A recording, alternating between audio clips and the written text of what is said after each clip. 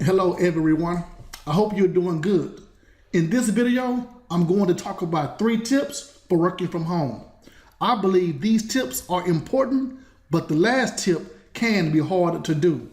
I think we should be organized, keep a routine, and be disciplined.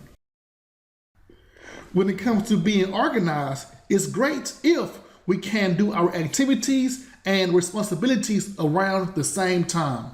Going to sleep around the same time and waking up around the same time. Going to work around the same time and getting off around the same time. Even taking breaks around the same time. Routine is when we do those same activities and responsibilities on a regular basis. It allows us to promote good habits that line up with our daily plans. Also, it helps our bodies to get used to doing the same things over and over again. Discipline takes self-control. Sometimes they can be tough because it's easier for us to say or think about what we want to do, but it's another thing to take action and do it.